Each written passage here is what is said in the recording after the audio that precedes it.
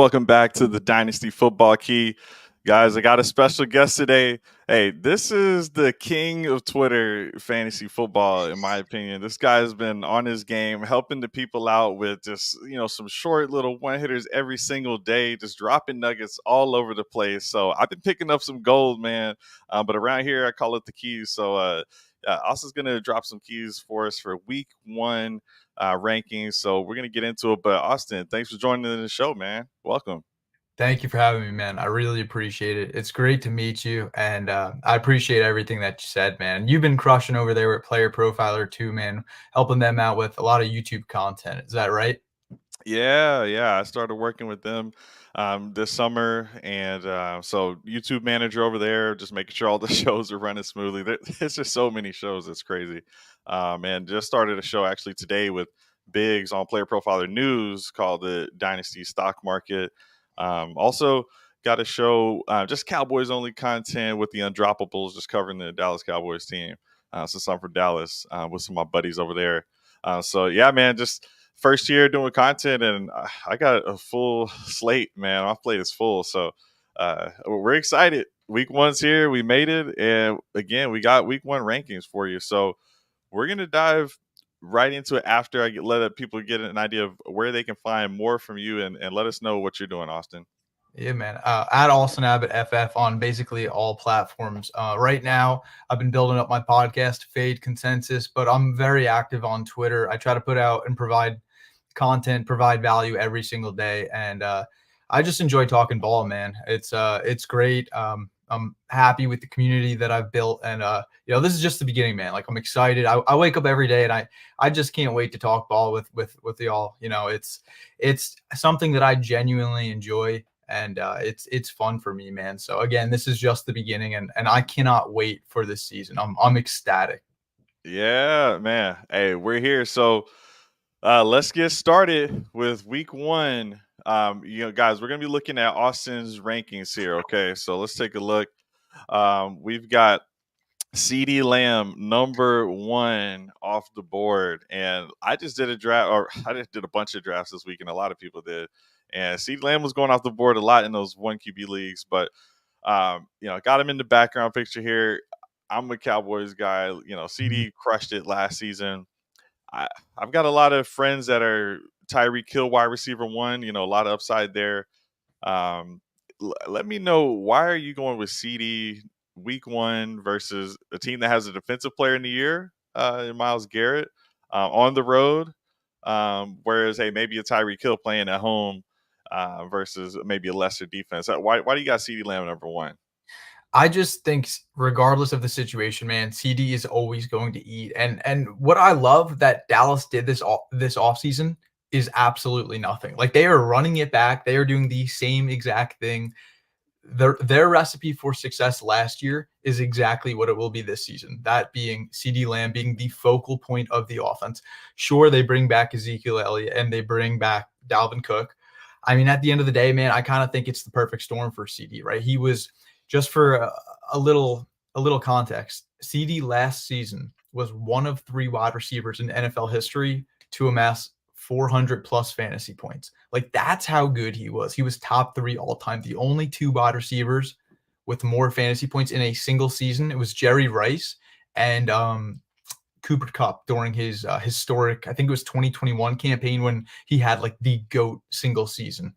So CD just, we got a healthy Dak. CD got paid. I would have liked to see him get paid a little bit earlier and have him spend more time practicing with the team. Yeah. But it's not as bad as, the Jamar Chase or Brandon Ayuk situation, of course, where they have even less time than CD. But look, man, CD could go eat. CD could go sit on the couch and do nothing all offseason. Yeah. He would still be a wide receiver one. Let's be honest, man. Yeah, man. It's hard to go wrong with him, man. And the Cowboys gave him the number 88, their iconic jersey number, for a reason. This is the season CD Lamb could break all the records. To be honest, it's just not a lot of guys around him. I'm a little nervous. I want him to stay healthy for Dak. It's kind of a fragile situation if CD were to go down. So let's just hope they can pull it off again. Another season where they just have one real weapon in the pass game. As much as we like Jake Ferguson, I love just the target share CeeDee Lamb's going to get. So I've had a couple, some guys from DD Fantasy Football, some guys from South Harmon Fantasy, where they've got different tools where they're able to see some of the difference making ability from Tyreek Hill. Uh, this guy is just on a per game basis. He just has the ability to just explode and win you your week. I've got Tyreek Hill at 2 as well. I was really tempted to put him at 1 though. How do you feel about Tyreek Hill this season? I mean, he's turning 30, but the team gave him a little bit of a little extension there, or whatever you want to call it. How do you feel about Tyreek Hill for this week and the rest of the season? I mean, of course, the short answer is I think that Tyreek is one of the safest players. I think he's, of course, one of the players with the highest upside that we have ever seen. I think he had it was like 1,799 yards last season, and that was with him missing a game, right? And he was, shout out to a lot of the players playing banged up, but I know he was absolutely one that was hobbling towards the end of the season. But Miami. Miami ended up losing the division. They had to fight for their lives just to make the playoffs. So they needed Tyreek. They needed him to play banged up. He didn't have the luxury and option to just sit final few weeks and rest. I think Buffalo ended up winning the division last minute. That was a wild sequence in the AFC East last season. But Tua got paid, Jalen Waddle got paid, and like you mentioned, Tyreek Hill. I think his contract was restructured a little bit, giving him a little bit more money this season. So I think the big three in Miami is very happy. And that's where the offense is going to be funneled through. I don't think that this offense is going to change a whole lot from last season. I think we'll see a larger workload for Devon Achane. Not to get off topic, but I Mhm. think that Achane will get a little bit larger of a workload. We'll see his snap percentage Okay. increase, whereas Mostert, you know, I could see a little bit of a decline in volume for Mostert. Of course, I do not anticipate him scoring 21 touchdowns again, nowhere remotely close to that. To tell you the truth, man, I bet you he probably puts up under 10 touchdowns this season. I mean, for context, Mostert had 19 career touchdowns in the previous 9 seasons, whereas this last year he had 21 touchdowns. Like just Yeah, insane. crazy. Touchdowns are not a very sticky stat for most players. And hey, those 21 touchdowns, man, I bet you a lot of those are going to go to Tyreek. A lot of those are going to go to Jalen Waddle. So I love both the boys down in Miami, man. I think people are sleeping on Waddle a little too much this season. I think he's one of the better values at his current ADP. Yeah, and he makes it to 13, I believe, if I remember correctly. So we'll speak on him quickly there because I definitely agree he can crush it. And they're paying him. I think it might be similar to Brandon Ayuk money, a little bit less maybe, but he's one of the top 10. I know my video feed looks like it's cutting out, so I'll fix that here in a second. I don't Yeah, know it's what's all going good, on. man. It's all good. All right, so Justin Jefferson. It wasn't too long ago where Justin Jefferson, top wide receiver, click it and forget it, right? This is why I love Dynasty football because the only thing that is actually constant is things keep changing, man. There's just no reason to always think it's going to be the exact same, which is why I've seen some people be nervous about going with the CD Lamb number one or whoever was the number one last year. I think it was CD or Tyreek. It was. So, yeah, so it makes sense to kind of want to switch it up. Justin Jefferson, man, I really like him as a player. He's healthy. He's gotten paid. I believe in Sam Darnold. To be honest, this is a former number 2 overall pick. I think Darnold can play, but behind them, it's going to be pretty fragile. But what we saw was Justin Jefferson last season was playing with a lot of different backups. Didn't matter who the quarterback was, what their familiarity with the offense was. Justin Jefferson was scoring, I believe, 20 plus points per game in that final stretch of the season. So I've been drafting Justin Jefferson. I haven't been hesitating. My wife, she ended up getting uh, Jefferson at like pick 9 in her draft over the weekend. It's like he's falling a lot just because people are a little bit nervous. So, but the Giants, come on, this is just teed up for Jefferson to have a monster game, kind of no matter what, unless you really have any fear with Sam Darnold. So I don't know. Is there anything else to be said about Justin Jefferson, or can we move on? Uh, yeah, I'll keep it quick, man. I mean, you nailed it, but I believe he played 10 games last season and still had over 1,000 yards. Like he basically missed close to half the year and still hit that 1,000-yard mark. I just think week one he's going to drop 150 plus yards, and he's just going to remind everybody why he's the GOAT. I mean, come on, man, don't overthink it. And I'm just saying that in general. Like people are really out there fading him. And for what it's worth, I just did a redraft. I did a super flex Okay, redraft league the other day, real money league. He fell to me at the end of the second round, and of course, I man. just could not believe.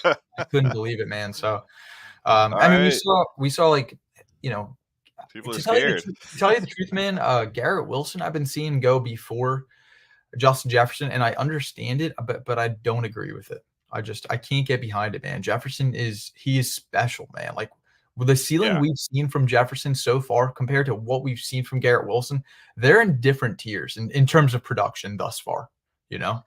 yeah. It's crazy, but is Amon-Ra St. Brown in a different tier? Um, For this upcoming season, I'm okay with keeping them in the same tier. I was really just referring to in the past for Garrett yeah, Wilson. Like he hasn't hit 1,200 yards in a season, yeah, and you know yeah. We haven't seen it. we've seen Jefferson hit north of 1,800. He's actually never been under 1,400 until till this past season. Like Yeah, Jefferson's out of this world. I But was trying to tell a buddy who, more old school, and I was like, dude, he might catch Randy Moss and like, really sneak up on some of these Vikings records. And of course, that was last year. I was saying that when Jefferson ended up getting injured, but he was so close to just catching the guy, and he still got plenty of room to make a name for himself. I think Amon Ra, on a very exciting team here with the Detroit Lions. Did he separate himself enough to where, look, he's got the contract now? This is the first time we're going into a season where the team has just stamped how they feel about him. We know how we thought they felt about him, but he's getting paid now. The late round draft capital, yep, is yep. that out the window? How you feel about Amon-Ra St. Brown? It's so funny, man, because I'm a sizist and I'm a sucker for draft capital, man. I love, the DK Metcalf build, the 1 in a million, the Derrick Henry build. I'm never gonna be mad when a dude's 6'5", 230. I'll leave it at that. I Yeah, tend to stray away from like the Tank Dell type of builds, but I got burned by Tank Dell. Shout out to Tank Dell, man. He proved to be a really good player and proved me wrong last year. I miss on I miss on a lot of things, man. I mean, that's the beauty of Dynasty is we spend all of this time, man, in the offseason, and we think we know so much. And then week one happens, and we're like, oh my God, yeah. man. Like, what was I doing? Like, you have to go back and question everything. No Uh, one's gonna hold you to these week one rankings. Don't worry. no, it's what makes the game so good, man, is you'll never know, man. It's the best, man. It genuinely, it the fact that there's no perfect formula, we can try and have our specific type of evaluation or just a good process, but we'll just never be perfect. Now, there's always going to be room for improvement. But um, I want to talk about you have Amon-Ra St. Brown at 4 in your rankings. Now, you were elaborating on. I went on a little bit of tangent there, but you were talking about the late round draft capital. To get back on track, I'll tell you what. At this point in Amon-Ra St. Brown's career, if I had to pinpoint him to one word, it would be safe. Um, Okay. I think that he's the epitome of a PPR machine, right? I mean, he's catching candidly over 100 passes every single season. And I got to be honest with you, I'm a little bit of a Jameson Williams hater. I just think he's been wildly disappointing even after, the suspension, the injury. He has one career game with, 3 receptions, I believe. It's like alarmingly low. And I Quote remember recently. yeah, Yeah, I remember I thought he was going to just play a more vital role in the offense, and maybe he does take a big step forward this year. God bless him. I hope he does. I really do. I want him to succeed. I want every player to succeed. But man, Amon-Ra St. Brown he's the truth, man. He's not only is he a PPR machine, he's in a very, very elite offense, great line. He's just in a phenomenal situation, and he's a phenomenal player. It's really as simple as that. yeah. Earlier today, I saw some quote tweet like Jameson Williams saying he's about to have like the best season of any receiver this year. So we'll see about that, man. And look, this next player, Jamar Chase, week one. I mean, he's playing the Patriots. So Patriots actually did have a sneaky defense last year. I'll give them that. And it was a struggle because of how the offense was kind of putting things against them. But still, there's still the X factor. Does Jamar Place hold out?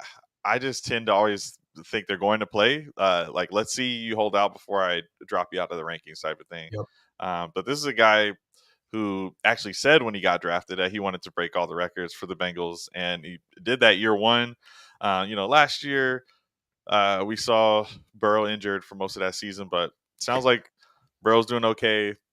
They got rid of Tyler Boyd, so you've got a lot of young guys behind T. Higgins. So I just see Jamar Chase having an incredible season and just eating here. But for week one, I mean, a lot of these guys, we know we're starting. We're not necessarily choosing between them, but Chase, man, I could just see him even having the number one season. So in a lot of drafts, I ended up getting like a Justin Jefferson round one, Jamar Chase round two type of build, or something like that, where I was, it might have been super flex, and maybe I was at the back end and I'm passing on the quarterback just to see what happens if you get that crazy season where Chase just goes off. And week one versus New England here, I think he can clean up pretty well. So, do you think he's going to sign or play if he doesn't sign a contract? I do, and I do think he plays week one. I don't know if the Bengals are going to cave. To tell you the truth, we are 5 days away now from their from Sunday, from their first game. I don't think they're going to pay. I could be wrong. I really don't think we're going to see it now at this point, at this late in the season. If it did happen, to tell you the truth, man, I think it would have been like 3 weeks ago, 4 weeks ago. Yeah. And the Bengals are notorious for being stingy. That's a franchise that is definitely tighter with the wallet. They don't want to pay a lot of their elite players, especially early. Yes, they did give Burrow the bag, and I do believe that they're going to ultimately give Chase the bag. It may not be until next season. Now, they don't actually have to pay him big bucks until 2026. So he's under contract this year. They could franchise him the following year. Then in 2026, Chase would get all the money in the world. But here's the question, man, is like, if you're the Bengals GM, do you want to bite the bullet now? You can pay him now and quote unquote get him at a discount. Whereas if you wait, let's just say 1 to 2 years, that price is only going up, man. That price is only going up. And it's just something to think about. Yeah. I know you sign a contract and generally you should honor it. But the world we live in today, man, these players have all the leverage. That's just reality, and that's how it works. And the players recognize that. So that's my 2 cents, but that is reality. Yeah. Yeah. Well, we'll see if he can get cooking here pretty soon. This next game is actually in Brazil. So this is Philly versus Green Bay. A lot of talent on both sides of the ball. AJ Brown, I like to see that he's not getting, too disrespected. I feel like maybe last year he was sliding down a bit. But yeah, top 6 here between him, Smitty, and Saquon. I mean, I feel like this team is loaded. They are disgusting on paper. They're going to be phenomenal this season, man. Defense AJ, too. remember how hot everybody always wants to talk about how good. Who was it that ended the season? CD Lamb going an absolute tear to end the season, right? But I want to talk about AJ Brown to start the season. Do you remember the 125-yard streak each game he had? It was insane. Yeah. You know what people don't talk about enough? What? The fact that Jalen Hurts was healthy during that stretch. You noticed once Hurts got banged up mid to late in the season, AJ Brown's numbers definitely took a hit. And AJ Brown has still put up consecutive seasons with 1,450 plus yards. I mean, he is special, man. He truly is an elite wide receiver. I'm happy that they paid him this. I mean, so many guys got paid this offseason. AJ Brown was one of them. I think he got 100 mil on the dot. He's worth every penny, man. He's truly a special and, again, elite wide receiver. So I like that you got him here, top 6. I don't mind putting him ahead of Chase. Yeah, I mean, this is appropriate in my opinion, but he's going to show up big in Brazil. All right. So you had just talked about Garrett Wilson. Hadn't shown us what he can really be. He was at a disadvantage this past season without Aaron Rodgers. I mean, I just want to see Rodgers get out of this game healthy. Just let's let that happen. It's a tough defense they're going up against, a Super Bowl contender week one, so they're really going to have to step their games up. But I mean, I think I want to ask, like, where's the tier break in this list for you? In And just in this ranking here, would you say AJ Brown, or do you actually have a little bit of confidence now that Rodgers is with the Jets that Garrett Wilson might be like in? I don't think Wilson's in to, that tier above him at all, but to tell you the truth, man, not to like jump the gun, but after Marv at 8, I do feel like there's a tier from Marv to Olave. That's how confident I am in Marvin Harrison Jr. Um, but God, these top 7, top 8 guys, man, I almost want to put Marv in that elite tier. I know it is just week 1, so again, I don't want to jump the gun regarding him, but like really the top 6 guys, I would be okay with putting them in their own tier. Garrett Wilson, I think Garrett Wilson's right on the fringe, and I think in just a few weeks we're really going to be putting Marv close to that tier as okay. well. You know, Yeah, I mean, he's in a similar situation to Garrett Wilson where he's the primary target there. So it's Michael Wilson as a wide receiver too. I right? think he's teed up. So yeah, with Harrison, let's jump into that because look, Garrett Wilson, he's the main target there. He's going to get the ball a ton. I think so with Marvin Harrison Jr. But everyone wants to know people's thoughts about Marvin Harrison because it's been a mystery, right? All right, so he does run at least from college metrics, 21, I think 0.4 miles per hour, which that's good. I think only it was 30 players ran above 21 in the NFL last season. So we know Marvin Harrison has speed. He's got size, technical ability, when it comes to route running. So I'm not worried about him, but we just haven't seen anything, to just give the people a little taste. So what is your thoughts about Marvin Harrison Jr.? I think, honest to God, his best attribute is his tracking ability. I don't think it's talked about enough. I mean, he's just such a fluid, smooth route runner. He's the exact opposite of Malik Neighbors, man. And both of these players are like true blue chip prospects, whereas Neighbors is just electric and flashy, and Marv is just this smooth, precise route runner that's just it's so interesting how the wide receiver position, man, you can be so many different types of builds, different type of play style, and you can still succeed in this league.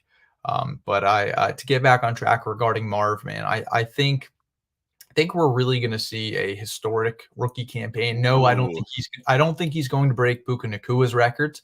I don't think okay. he's going to be quite there, but I do think we see him put up north of really for year 1. I'm looking at 150 targets. I think that is a very realistic number. I know that's steep, but after Trey McBride, you said it best. It's probably Michael Wilson. I mean, come on, man. He's going to be the focal point of this offense. James Conner's missed multiple games every single season. Shout out to Trey Benson. I like that third round day 2 pick that they had. On top of that, man, getting back on track for Marv's stats this season, I think we're going to see about 150 targets. Okay. I honestly expect him to hit between 90 to 100 receptions. I think he's going to be a PPR machine, and I think he's going to put up. Yeah.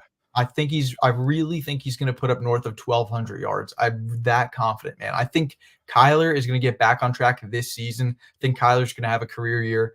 And I mean, Marv is probably going to be a first round pick, like maybe a mid to late first round pick in redraft leagues next season.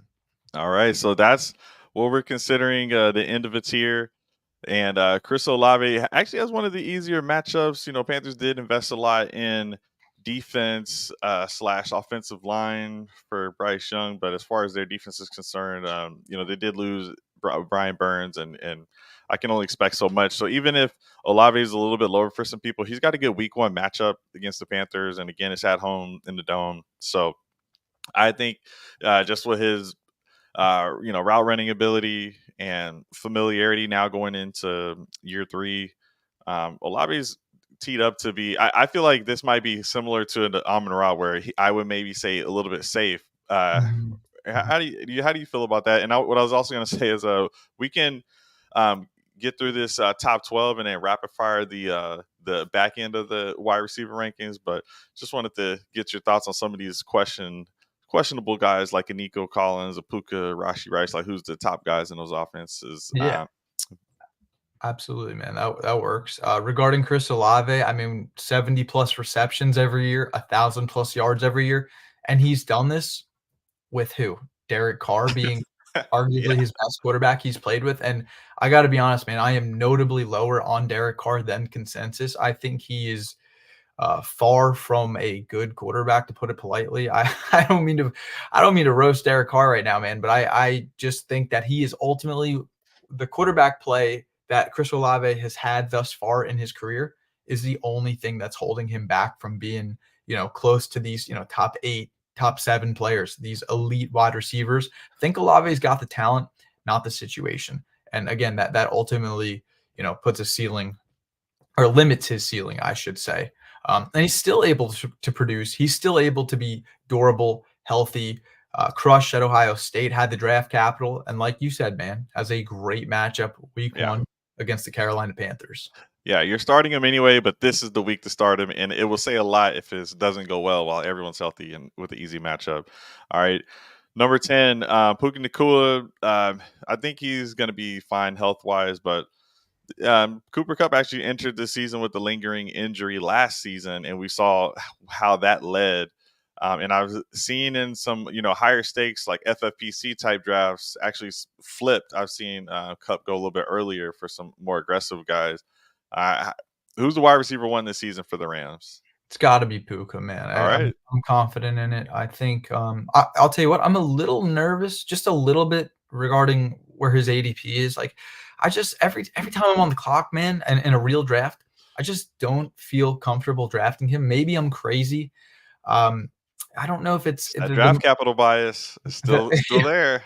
I mean, you're not wrong. Like as even though it might not be a great process on my end, it's still slightly in the back of my head. I have no question at this point that Puka has the talent, he has the situation, but at the same time, and the situation did get a tad worse. And I just say that because Cooper Cup is now healthy. Puka a little banged up right now.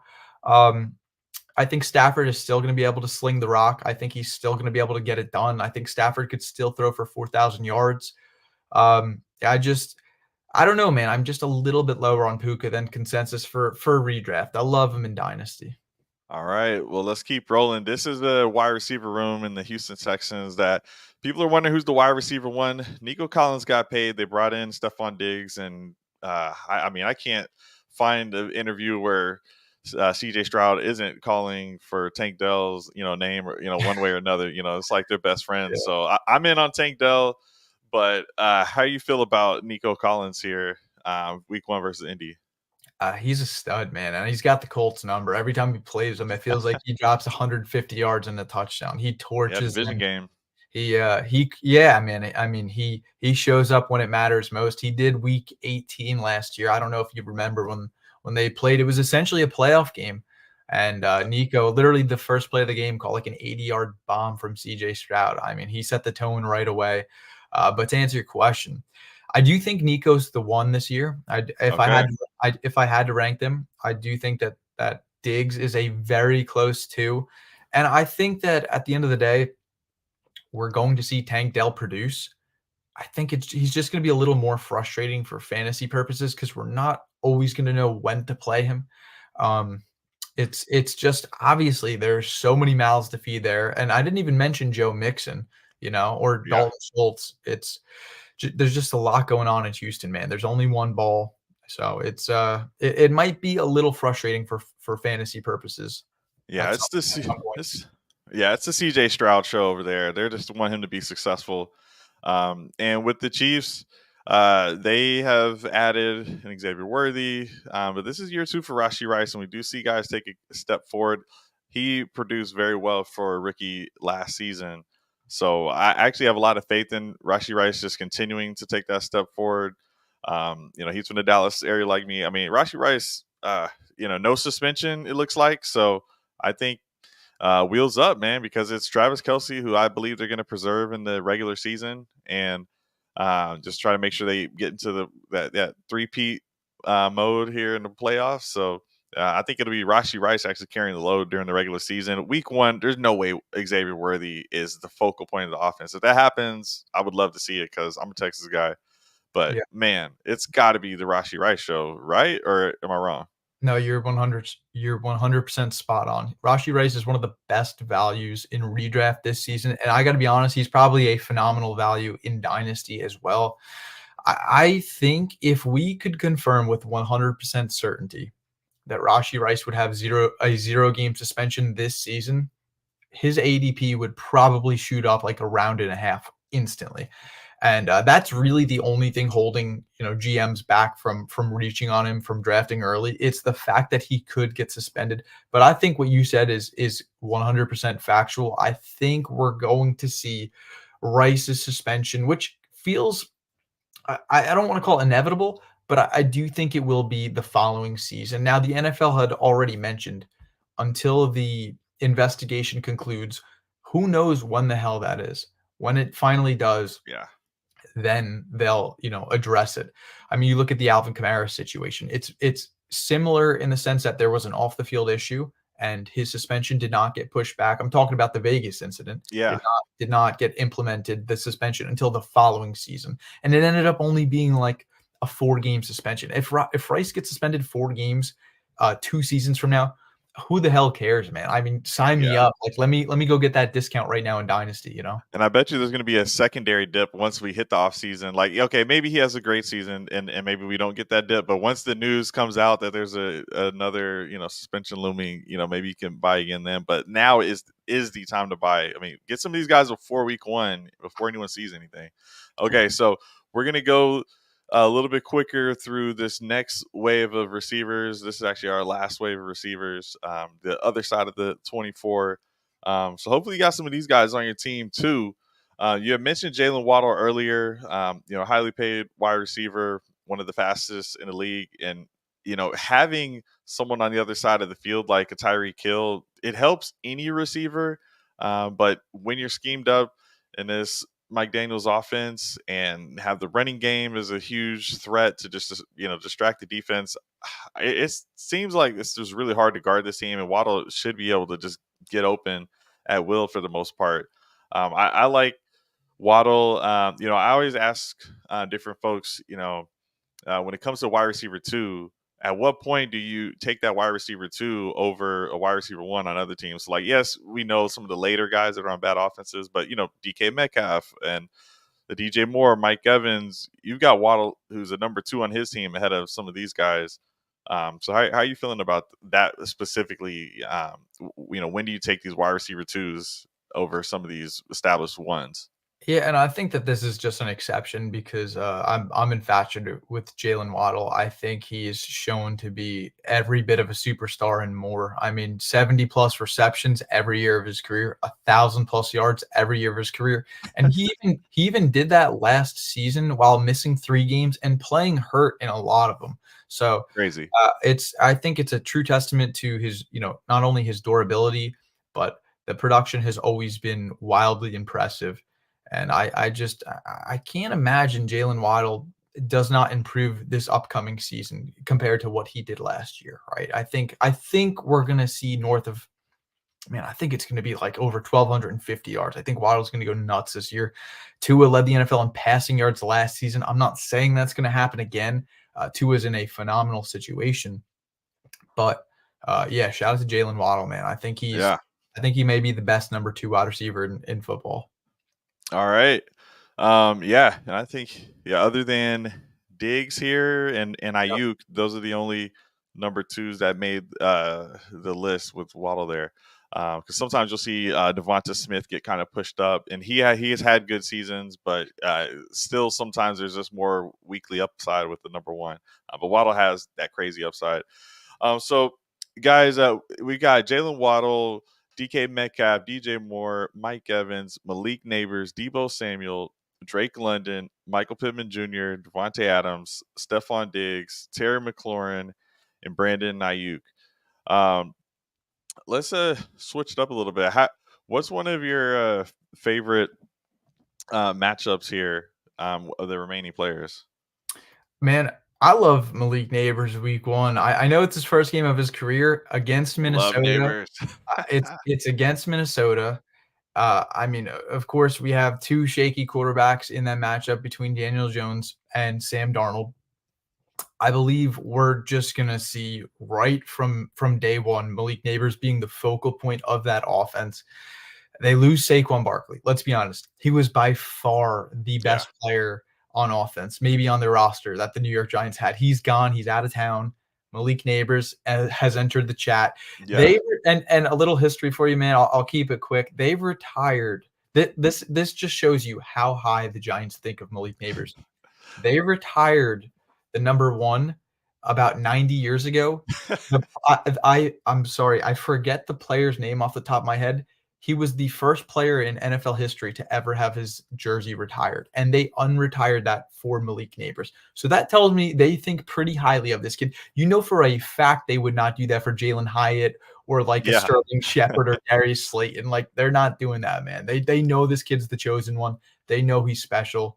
So yeah, I love Malik Yeah, Neighbors. I had posted that the other day. His name was Ryan Flaherty. That's crazy. And this is the Giants' 100th season in existence. But to unretire someone's number, that's that either disrespect to the other guy or mad respect for Malik Neighbors. I was surprised. I was surprised to see Yeah, that. But hey man, actions speak louder than words. They are yeah, infatuated with him. They prioritized him in the NFL draft, taking him 6th overall. They love Malik yeah. Neighbors. I'm excited for him. I've been working on a model called the Phenom Finder with Fantasy Good Sports, and all I'll say is Malik Neighbors is up there at the top. Yep. Yep. All right, and yeah, I feel good about 14 DK Metcalf and DJ Moore. We know what those guys are going to do, and they have easy matchups. And Devo Samuel, we talked about that offense. We know that guy's one of the most explosive dual threat caliber type players in the league. I'm going to look on the other side of this list, and for me, we're not going to talk Diggs. We talked about that situation, but I'm thinking Drake London, Kirk Cousins. Everywhere he goes, there's a wide receiver one that's Yep. when the end of the season ends, there's a player who's a wide receiver one underneath Kirk Cousins. Is this Drake London's wide receiver one season? That's a good question. Now Drake London has never been a top 30 wide receiver for fantasy points. Oh man, I got to be honest with you. I don't think Drake London finishes as a top 12 wide receiver. I think he's really close. So Okay.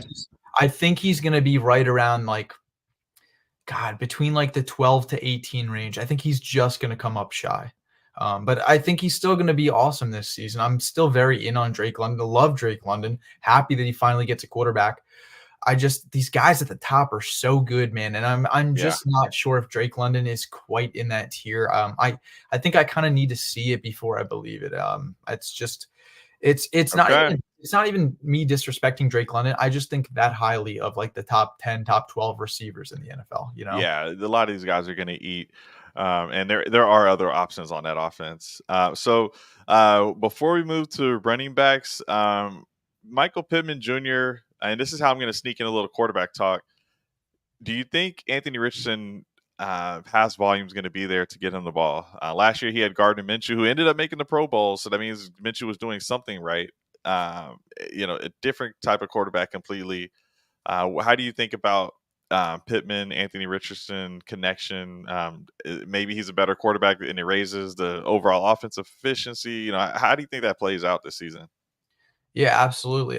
Pittman was honestly perfectly fine with Anthony Richardson. A lot of All right. people think on the surface Anthony Richardson, poor passer, and like that's a narrative a lot of people like to tell themselves.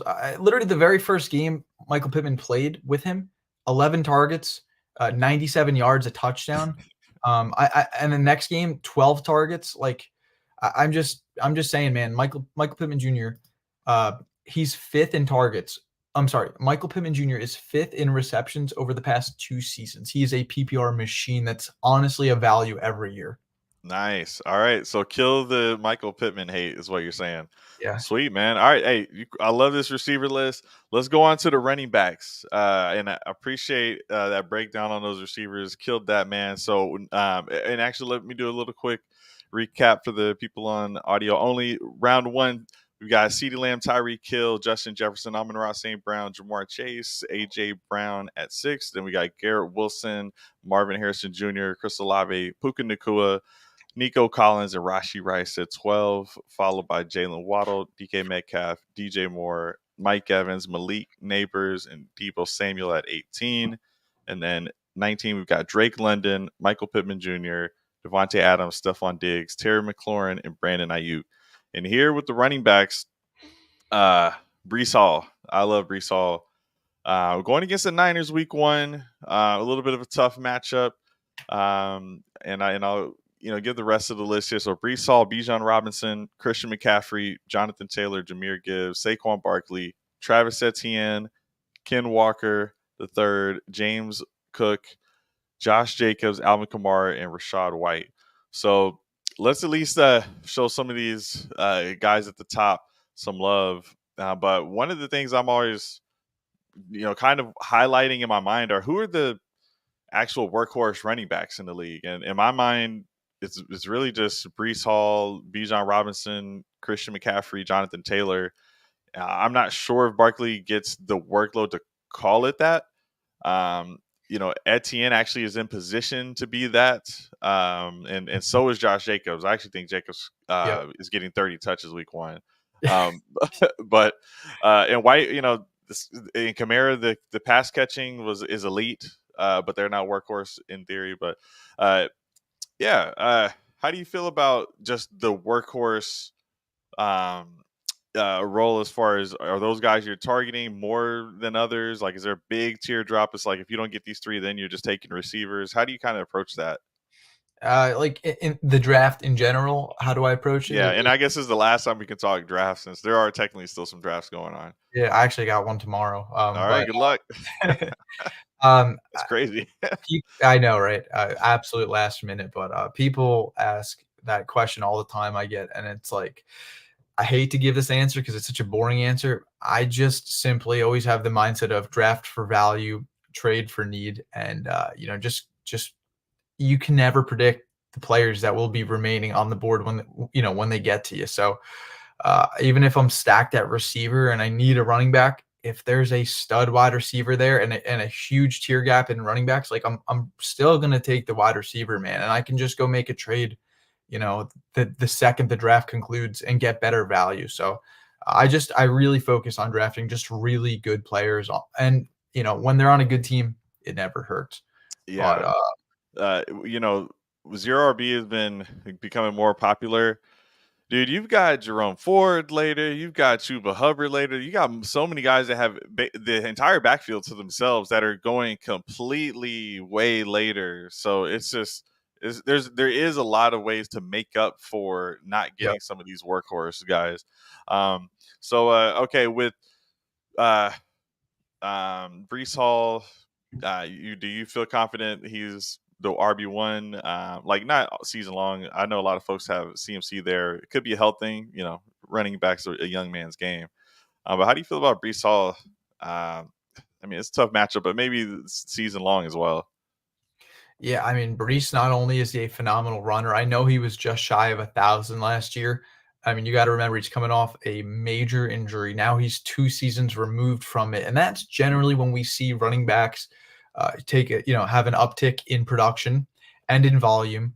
Um, he's got that backfield to himself. I like Braylon Allen for what he is, but at the end of the day, man, nobody is taking that job from Brees Hall. Of course, I honestly I think Brees Hall is going to finish as the RB1 in fantasy this season, and it's not really discussed enough how good of a pass catcher that he is. He led the NFL in targets, in receptions, and receiving yards last season, and it's Like, we should be yapping about that more, man. Breece Hall can do it all. He's a true 3-down running back. He was a stud in college.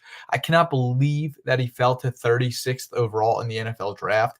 I mean, when the Yeah. Jets traded up, I was like, kudos to you guys. Like, good job. I don't know how the other 31 teams couldn't figure that out, man. It's wild. Like, Jonathan Taylor fell to 40th overall in the NFL draft. Like, come on, you can't tell me there were 39 players that were better than him.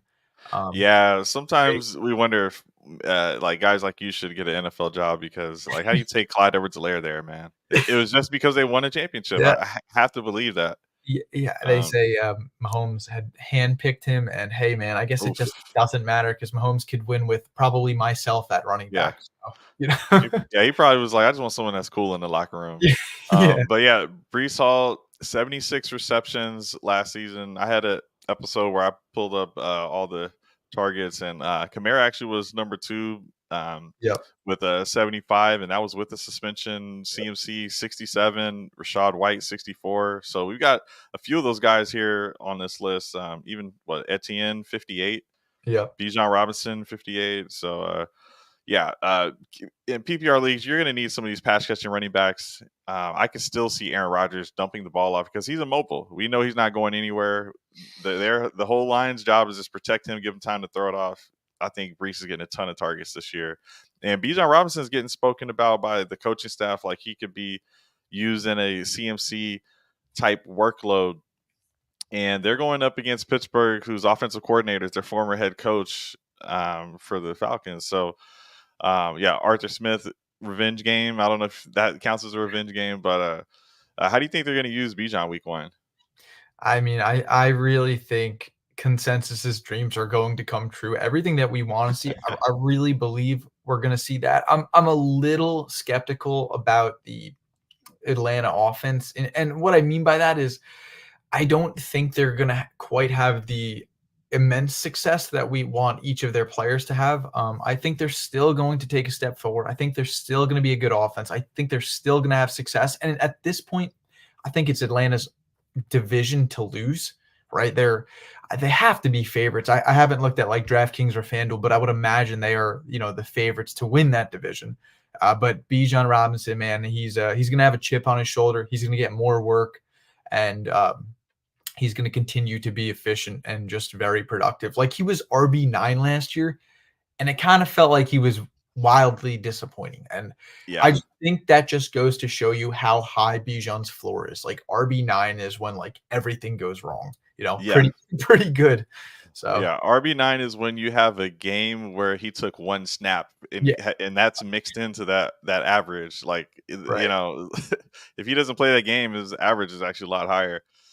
So yeah, let's see. I mean, again, I'm a Texas guy. I'm rooting for Bijan here. So let's see it, man. And CMC, we're gonna just skip CMC. Come on, guys, we're gonna skip him. We know what it is. Pay your respect. We know he's awesome. All right, Jonathan Taylor. We just spoke on Taylor, so we're good there. And I think this is a fun division matchup. Jahmyr Gibbs, this team drafted this guy in the first round. I mean, that's putting a lot of respect on Gibbs, and he delivered. This guy is just a PPR monster. I think he's the next Alvin Kamara. Similar kind of duo backfield situation that Kamara had experience with.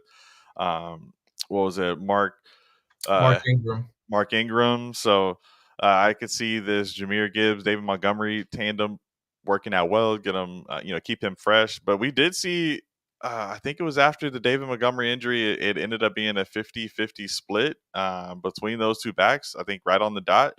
And maybe that work share increases a little bit, but he's got enough where, just like you were saying earlier about hey, we'll see with Jameson Williams. Well, if you only have Amon-Ra and Sam Laporta and an immobile Jared Goff, we're just going to see a lot more dump offs to Gibbs, and he's a good runner all around. I like Gibbs a lot. I'm hoping for a really big season, and we got him top 5 here, so it's really not much higher you can even have him, right? Yeah, I mean, sky's the limit for this kid. He is one of the very few running backs, in my opinion, that could finish as the RB1 overall, and for the season, and it would not surprise me. And for what it's worth, man, 40% of his games as a rookie, Jahmyr Gibbs finished as the RB3 overall or better. I mean, doing that in a Yeah. basically in like a limited role, like a timeshare, it's crazy. Like that just gives you an idea again of how high Jahmyr Gibbs' ceiling is. So he's you cannot go wrong with Jahmyr Gibbs. And he said, I think it was yesterday or today, they asked a reporter mentioned, how's your health? Because he did have an injury a few weeks back. He said he's between 98 and 100%. Sounds pretty good to me. Yeah. Yeah. Let's do it. All right. Wheels up for Gibbs. And with Saquon Barkley, new team. There is some data that suggests that running back going on to a new team are not as successful, but this is easily the best situation he's been in his career. It's just a complete upgrade. Like you mentioned, he was the best thing that the Giants had on that roster, and now Barkley can just play his part. Traditionally, we've seen Eagles love to have that secondary running back who's that pass catcher. This is the first time I feel like they genuinely have 2-1. I wanted DeAndre Swift to be a 2-1 type guy. I wanted Swift to actually get what Gibbs is. Um, but now that they have Barkley, do you still think they lean on the other backs in the backfield for pass catching, or does Barkley have a chance to just have a huge workload? And also, I'm curious if Hurts is going to snipe any of his TDs. Uh, so I'll answer the Hurts question first. Yeah, short answer is yes. He'll definitely snipe some. It's All inevitable. right. I think he had Yeah. 15 last year. If I'm, Crazy. I believe it was Draft Hurts. 15. And for what it's worth, like that was tied with Josh Allen last year. I believe that was the most in NFL history, single season for rushing touchdowns for a quarterback, 15. So I don't think it's going to be quite that aggressive again, but I do think that he'll snipe some of his work. But Saquon Barkley, to answer your first question, he's a different breed, man. He's a different animal. He's special. Dude was built in a lab, and he's going to be one of the focal points of this offense. He's going to be a workhorse running back there, and now the guys behind him, I do not expect to really take away much work at all from him. I mean, the only players that realistically will take some work away from him, that being the receivers between AJ Brown and Devonta Smith, because they're going to get theirs. They got paid handsomely. They're again like this Philly offense. Not only do they look incredible on paper, but they're going to be really good this season. I think Yeah. I think Philly took the appropriate steps this offseason because we saw them take a little step backwards last year, man. It felt like Philly barely made the playoffs, and then they lost to an okay Tampa Bay Buccaneers. They got embarrassed by an okay Tampa Bay Buccaneers team, first round. So I think Philly's going to have a little bit of a bounce back this season. They're going to be better. All right. And I actually want to stick with that Brazil matchup and jump onto the other side of the page with Josh Jacobs. Yep. Because I was alluding to earlier that I think he could have 30 touches week one. I mean, they're missing. I mean, first of all, it's a completely new running back room. They thought they would still have A.J. Dillon, and now he's on the shelf. So, you bring in a Ricky Marshall-Lloyd, and I don't think he even plays week one. Maybe he does, but it seems like Emmanuel Wilson's going to be the Yep. RB2 there. He was. I tried to pick him up last year, and he didn't do anything. I don't know if they're going to use this guy at all. Now we'll see how much they pass. But if this is going to be a good matchup, so I don't think they'll be salting the clock off at the end with Josh Jacobs. But I do think they're going to need to have a healthy balance of pass run, and everything is going to go to Josh Jacobs. That's just my thoughts on it, and he's healthy right now, so now's the time to play him. So I'm curious, how do you feel about Josh Jacobs? And for week one, do you see him having a chance to actually crack into that other side of the list and that top six? Yeah, if there's one guy that I would be comfortable with changing in these rankings, it would be Josh Jacobs. I mean, talk about his stock being up and immensely. He is just one season removed from 2,000 plus total yards, and he did that in the first 16 games. I mean, he led the NFL in rushing yards, and everybody lost their mind just because he played a few Yeah. downs in the Hall of Fame game. It was outrageous, but Yeah.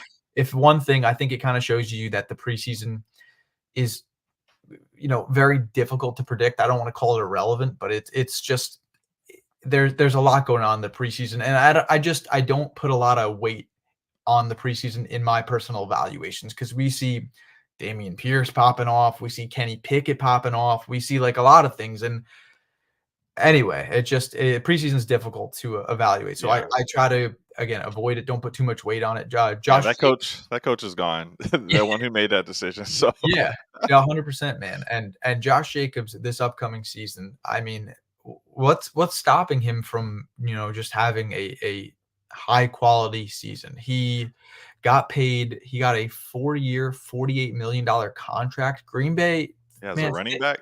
yeah, right. And I want you to think about all of the high quality running backs this offseason that were free agents. I mean, you had Saquon Barkley, you had not only Josh Jacobs, you also had Derrick Henry, you Hmm. had oh my god, there's literally so many more. Oh my, I apologize. There's Nah, like bro, I feel you though. more. But regardless, man, I thought it was interesting that they prioritized Jacobs. They made sure that they got their guy. Swift was another one. But on top of it, man, Jacobs is, they drafted Marshawn Lloyd. You really think Marshawn Lloyd's gonna do a whole lot this year? I personally don't. Now I don't, I unfortunately, since really he's a don't. little banged up. But I always viewed him as potential, just pass catching, change of pace back, because in Yes. college he did have the highest yards per route run of the running backs with Caleb Williams as his Yes. quarterback, and it was a lower sample size because Caleb does like to air it out to the actual receivers, but he was doing what he needed to do when he got the ball, Marshawn Lloyd, that is.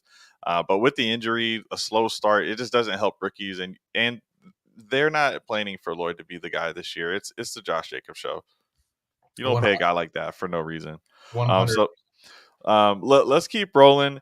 Um, I had mentioned how I felt Etienne's in the workhorse role. He just doesn't have anything else around him. Ken Walker, we got a chance to see, hey, is Zach Charbonnet going to be a big threat? And it just wasn't the case. So I'm still comfortable with Ken Walker here getting his workload. With James Cook, we did see him in a basically wide open, he's the only guy situation last year. And varying degrees of success there. It sounds like Ray Davis is doing okay as a rookie backup. They're still not I would still say he's in another year, James Cook, that is, of having the backfield to himself, but I don't have the same confidence. How do you feel about James Cook? I'm curious your thoughts on this guy. Yeah, I mean, he was a very good running back last season. He's been ridiculously efficient over the past 2 years. How are you not in on James Cook this season? Well, I think it's the maybe it's Josh Allen taking too many to the goal line, too much of the goal line work, and Cook not getting enough Yeah. PPR work in exchange for that. That's kind of the threat there I see. Yeah, I mean, what do you have, over 1,100 yards and only 2 rushing touchdowns? It kind of feels like it's inevitable for him to find the end zone more this season. And all those vacated targets, man, between um, Gabe Davis, obviously, and Stephon Diggs. I think it's inevitable that we're just going to see a larger workload in the pass game Okay. for James Cook. And if there's one player in Buffalo that I love this season, it's Dalton Kincaid. Yeah. Okay. Well, James Cook was tied at 17 through 19, where he was tied with two other guys, Isaiah Pacheco and Jerome Ford, with 44 receptions. So not great company to have. It's not way down there or anything. I'm just saying Ford got onto the scene late. Yeah. Pacheco never gets the ball past him because they did have McKinnon. So I am hoping for a step forward in pass catching from Cook there. But when for me, I actually would take like a White um, ahead of him. White just gets so much work, but Yeah. sometimes the efficiency is in question. But I just again see him. A lot of these guys just don't have anyone behind them on this list. Kamara, his situation. Kendra Miller is injured and out of the picture. White has a rookie Bucky Irving there. Most of the guys on this list, it's really only Ken Walker that has a running back of note behind them. But give me your, before you go into the next page, just give me your thoughts on these two PPR backs. Does Alvin Kamara still got it? And I guess Rashad White, can he keep up the efficiency? Or inefficiency, you should And say. if yeah, that's what I meant. Yeah, will the Uh, inefficiency continue? you know, I'll tell you what, man. I bet you the volume's still going to be there. They only added day 3 running back out of Oregon, Yeah, Bucky Irving. And I'll tell you what, man. If the efficiency can improve even a little bit, Rashad White is going to be significantly better. And that's a tough statement to say because he was the RB4 overall last year, man. Rashad White was one of the best ROIs you could get last season. And I think he's going to be very good again this year, man. He's proven to be durable. He's proven to be productive. And I think he's reliable at the end of the day. Alvin Kamara, I'll keep it quick. I know I talked about Brees Hall leading the NFL, leading all running backs in targets, receptions, yards. Alvin Kamara was a hair behind him in every metric. He would have caught him in all of them had he not been suspended. So yeah, Alvin yeah, Kamara still got it, man. The Saints are going to run it back. The Saints really don't have much after Chris Olave. So yeah. that's it, man. It's really the Chris Olave Alvin Kamara show in New Orleans. All right. Well, and just to speak on that, 13 games played for Alvin Kamara, 17 games played for Brees Hall, Yep. 75 catches for Alvin Kamara, 76 for Brees Hall. So Yep. Kamara is just a PPR god. All right. Next, all right, last one here, man. We're at the home stretch. So we've got some. I mean, this is I love Derrick Henry on this Ravens team, man. So just for the audio listeners, at 13 we got Devon Chan, 14 Derrick Henry, Joe Mixon, Kyron Williams, DeAndre Swift, Isaiah Pacheco. We've got Ramondre Stevenson, Najee Harris, Javonte Williams, Jerome Ford, Brian Robinson Jr., and James Conner. Devon Chan. Uh, got injured, and that was kind of the worry we had going into the last season, just based on the size. But the speed is there. There's so many weapons around. I just think this guy is going to be. It's just so hard. You can't load the box on this team, and even if you wanted to, he's just going to, juke you and be gone. To me, it's just one of those plays where the upside is just there. This is a upside play with some floor and with other upside of not just his ability, but a monster going down who's historically been injury prone and a rookie Jalen Wright behind him. I mean, this is the season a chance should take that step forward and take that lead role. So I think we're good on that. I mean, are you? I just want to know, are you more aggressive on a Chan, or are you still fine taking some of these backs behind him? Like, I'm trying to figure out where is that tier again that we talked about earlier. I think Achane is truly one of the most difficult players to evaluate or predict this season. I think he's just the epitome of polarizing. Like I see some people who are infatuated with him. There are a lot of people out there that think, Achane, knock on wood, stays healthy, 17 games. People think that he's in that tier of could finish as the RB1 overall. I get it. I'm not even disagreeing with it. It's just again, you mentioned it, man. We saw him not only land on IR, but we saw him get injured another time. He's got to shut that narrative down. He's got to stay healthy. I hope he took good care of his body this offseason, put on a little bit of weight, a little bit more of muscle. I think that it's inevitable that we see some type of regression in his efficiency because what was he at, like it was like 8.1 yards per carry, right? I think it was 8.1. It was something like video game type of numbers. It was absurd. So I Yeah, like man. Achan, man. I don't love him. I like him. So that's why I have him Yeah. at 13. All right. Yeah. Okay. So, Derrick Henry.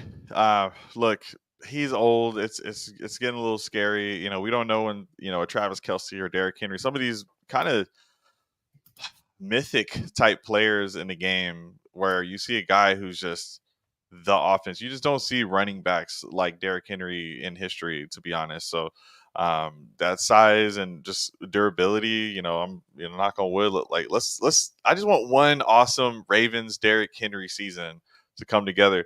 Does my question for you is, does Lamar Jackson, who the Ravens have led the league in running, but Lamar Jackson is a lot of the times leading that run game. Who's going to be the leading rusher here? Is it going to still be Lamar, or is it going to be Derrick Henry? Well, that's actually a really good question. That has truly not crossed my mind once. Putting me on the spot here, but I'm still gonna go. I'm still gonna go with Derrick Henry. I think it's gonna be closer than a lot of Derrick Henry GMs or owners want it to be. It's we saw Henry regress nearly 400 rushing yards last season. We saw him regress 70 rushing attempts less. He regressed in yards per carry, rushing touchdowns, and in receptions last year. This is it, and it's not apples to apples. Like he lands with a very, very good offense, a very good team in Baltimore, a very good quarterback. Um, so I can understand the narrative or argument where people think Henry gets better this year.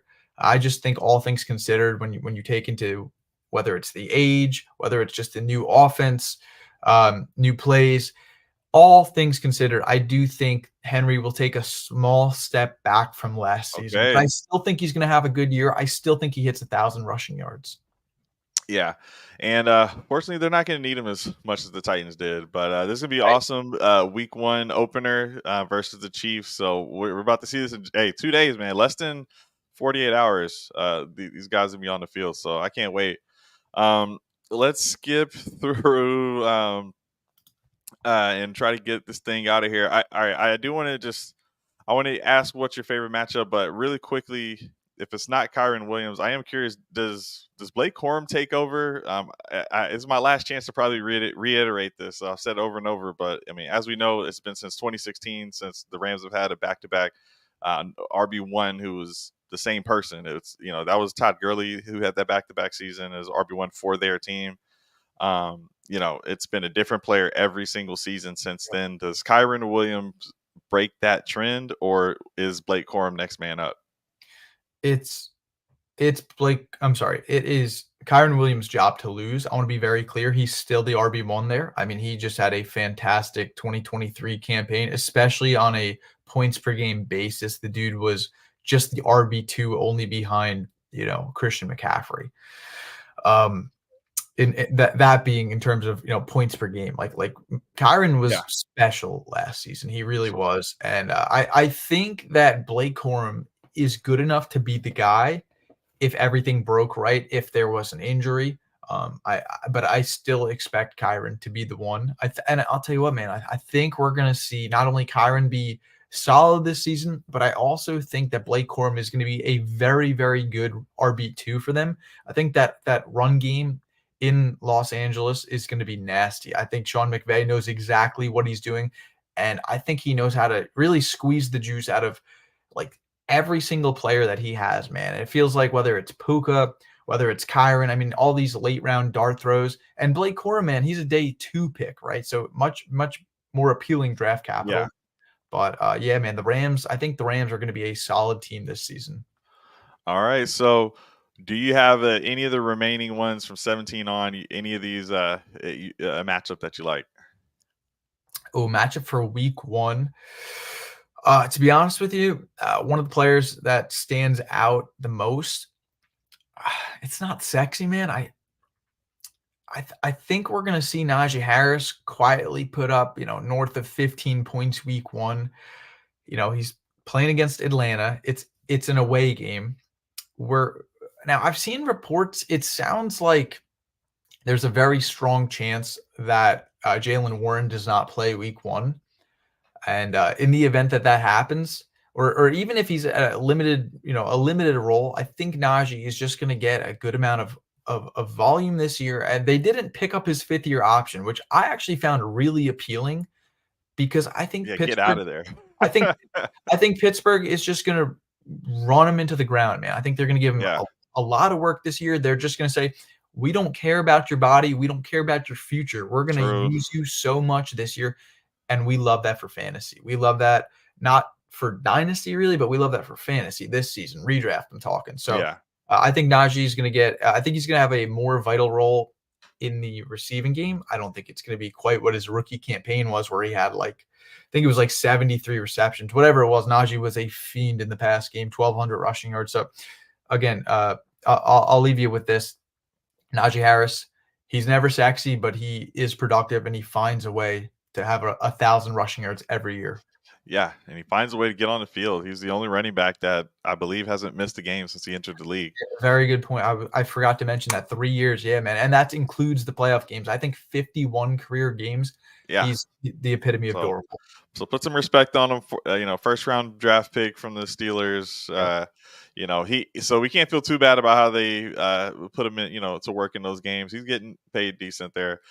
So I got one final question on this page, and then we're getting out of here. And I'll have actually one final question after that. But DeAndre Swift, I just want to know, can this be his redemption season? I know it's a rookie quarterback, but I think a lot of people really like this rookie quarterback who happens to have all kind of weapons.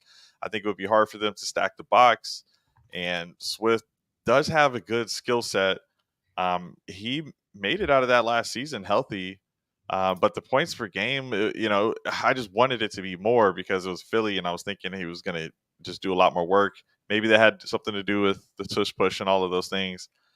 So even though Caleb Williams has some legs, I don't expect him to get vultured as far as Swift is concerned. I don't expect him to get vultured from Caleb as much. Maybe some of the other running backs in the backfield. But how do you feel about Swift this season? Man, I don't think consensus is high enough on Swift. I'll tell you what, I don't have insider information for you, but I found it very telling. I found it really interesting.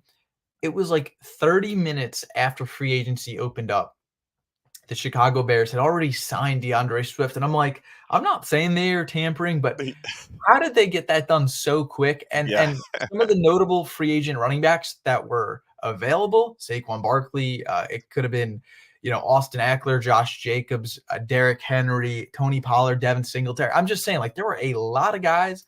And I just thought it was really telling that that's who they targeted. And it was like the first hour that free agency opened up. So if it made me think that they got their guy, and who is the Bears GM? It's Ryan Pace, correct? Or Ryan Pace or Ryan Poles? I always forget which. Yeah. I know can see him in my head. Ryan Poles. Sorry, the previous one was Ryan Pace. I always mix those guys up, but I think Ryan Poles knew exactly what he wanted to do. And we saw Swift stay healthy last year. We saw him 1,000 rushing yards. Yes, Philly had a very good offensive line. Chicago's going to be fun, man. They are, for the first time in my 28 years of my life, they're going to be exciting because, man, they've never had a quarterback, not only in my life, but really in NFL history. Yeah. Like, to put it politely, they've never had a 30 touchdown season. They've never had 4,000 passing yards. Jordan Love just did that in his first year of playing football. Like, Bears have been around for literally 70 plus years. So, I mean, come on, Chicago, you guys, Caleb better be your answer. He needs it more than ever. So I think that they finally hit on this pick, and I think they're finally going to answer the quarterback questions here. So I'm in on this whole offense, man. I love Rome Odunze. I love DJ Moore. Keenan Allen, the only wide receiver last season who averaged more than 8 receptions per game. I know he got hurt towards the end of the year and missed the final 3 or 4 games. He was a PPR fiend last year. So, yeah, there's a lot of talent, man. I love this team. So this is going to be exciting. It's another one of those teams that we're going to get a lot of answers week 1, but we just feel like this guy's too set up to not have a good season here. So, all right, man, I'm going to do a quick recap for the folks at home. Breece Hall, number 1, Bijan Robinson, Christian McCaffrey, Jonathan Taylor, Jahmyr Gibbs, Saquon Barkley, Travis Etienne, Ken Walker III, James Cook, Josh Jacobs, Alvin Kamara, Rashad White, rounds out the top 12. And then at 13 is Devon Chan, Derrick Henry, Joe Mixon, Kyron Williams, DeAndre Swift, Isaiah Pacheco, Ramondre Stevenson, Najee Harris, Javonte Williams, Jerome Ford, Brian Robinson Jr., and James Conner. So, guys, that's it for us. Doing this for a little bit, I've learned you cannot do all of the positions with one guest. It's just too dang long, and you're on the East Coast, so I appreciate you coming on, man. I do want to get a hot take from you, but first, I would like to let the people know where to find you and what else you're working on going into the season.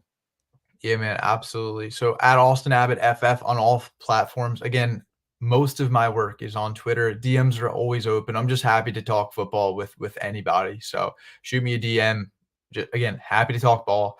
My podcast, Fade Consensus. I just did a listener league for the first time. We had our draft last night. That was exciting, man. Trying to build up the brand, build up my content, and just again, the ultimate goal is just to provide value. So if I do that, it's a win in my books. And that's really it, man. We just got back Awesome. from Italy. We just got Yeah, engaged. congrats again, So man. You got engaged. just Yeah, got we were talking engaged. behind the scenes, so you did it, man. In Italy, it was beautiful. I appreciate it. My life is over now. So Uh, no, but no, congrats, man, man. it's all good. It was it's good to be back though. Good to be back home, you know. Awesome, man. Hey, thanks everybody in the chat for watching as well. Shout out Harambe's World, Dynasty Rehab. Appreciate you guys. Fizzle Dollars. Hey, appreciate it. And yeah, man, I do want to get one hot take from you. First, I'm gonna outro myself. Hey, you guys can find me at Dynasty F Key, and appreciate you guys this whole off season, man. We started Dynasty Football Key this summer, and it's just been so awesome meeting so many awesome people in the industry, and everybody just loves talking ball from what I can see, man. And we're super passionate about this. So good luck this season. We're 2 days away. I'm going to be a guest on Fantasy and Frames tomorrow with Chris over there. But this is my last episode before the season starts. So good luck. Get your lineups in, get your pick 'em pools in, all that stuff. And hey, good luck everybody this season. So Austin, to close us out, I don't need any of your excellent breakdown behind it, but I would love a hot take. And as soon as you give it, I'm gonna just hit the outro for the people. All right. Oh man, I'm gonna keep it short and sweet. I'm gonna say Brian Thomas Jr. 1,000 receiving yards in 2024.